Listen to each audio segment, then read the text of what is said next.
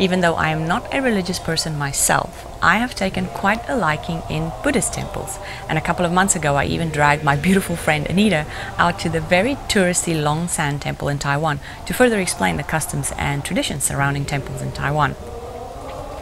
Most people might think that once you've visited one temple, you've kind of seen them all, and I understand why you would think that with regards to decoration or architecture. But I have a top 5 list of temples that are nowhere nearly similar to each other, which is part of the reason why they made my top 5 list. That being said, this is possibly one of the toughest top 5 videos I've ever had to do, because I like so many different kinds of temples, but I've managed to narrow it down to my top 5. At number 5, the Ma Do Temple in Tainan County in Taiwan.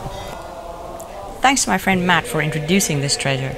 It's enormous and beautifully decorated with a huge garden, koi ponds, and a bunch of water features. But that's not why it made my top 5 list. It's also the scariest temple I have ever been to in my life. On the temple property there are 2 dragon sculptures that you can walk into. Inside one of them is a depiction of heaven, and in the other a depiction of the 18 stages of hell. It's literally 18 stages set up with animatronics acting out the stages of hell, with sound effects, light effects, the works. From demons cutting people's heads off on the backs of tigers, to people being hung by their chins with fish hooks, to eyes being gouged out, and so much more. So this temple made my top 5, not because of its splendor per se, but because of the shock value. I had nightmares for weeks after this, but it's still something you have to see. Okay, number 4 is much different from number 5 on my list. It's absolutely beautiful. Calm, not that big, amazing architecture, and one of the oldest, if not the oldest temple in Singapore, and it's called the Hock Keng Temple. Similar to my number 5, this one was a random suggestion by my friend Tony in Singapore. And I had really no intention of going here, but man was I glad I did. As soon as you walk into this temple compound, you feel this cloud of calm come over you. The day I went there, I wasn't feeling particularly fresh, mentally or physically. But I tell you what, after spending a couple of hours here, I literally felt refreshed and amazing. I wish I had more time to spend at this temple, but I will definitely go back on my next trip to Singapore. Number 3 on my list is the Wat Pho Temple in Bangkok, Thailand. Funnily enough, this is the only temple I've found on my own, or if you're a believer, maybe the temple found me. All the other temples on my list were suggestions by friends, and yes, I have amazing friends. Wat Pho also had a huge calming effect on me, similar to that Hock Keng Temple in Singapore. And of all the temples I saw in Bangkok, and I saw a lot of temples in Bangkok, this one was by far the most beautiful, the most welcoming, for lack of a better word.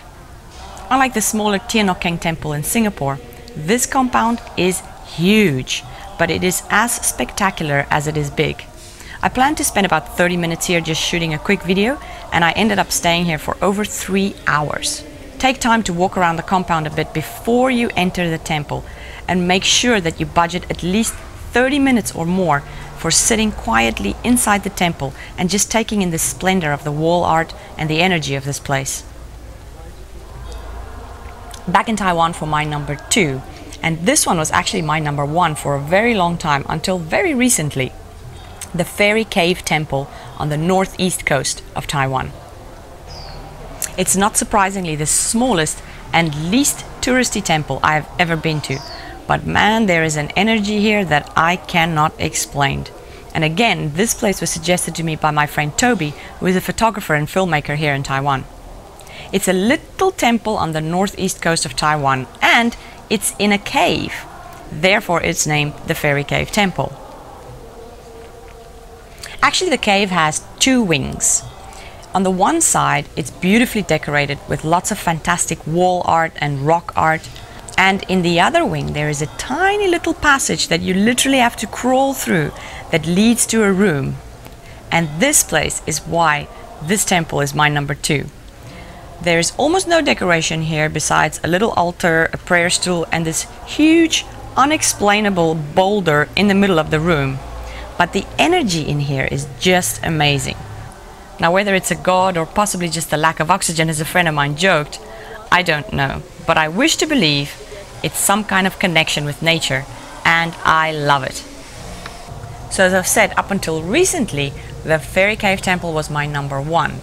Then I went to visit Tainan County in Taiwan, and my temple guru photographer friend Rich insisted that I visited Nan Temple, just 30 minutes or so north of Tainan City. And when a temple guru person suggests you to do something, you better believe it's going to be spectacular. The biggest, most beautiful, best kept, fabulous, best of everything temple I've ever visited. In fact, I liked it so much that if someone had to ask me for a day trip suggestion in Taiwan, I would say take a train to Tainan and then take a cab or rent a car and go visit this temple. It would be best if you knew a little bit about temples and the culture around temples before you visited this temple to fully grasp the splendor of this compound. But even if you didn't and you just visited it for the art, the door guards, the prayer rooms, the gardens, the architecture, I'm pretty sure that you'll be as impressed as I was. And that's why this one is my number 1.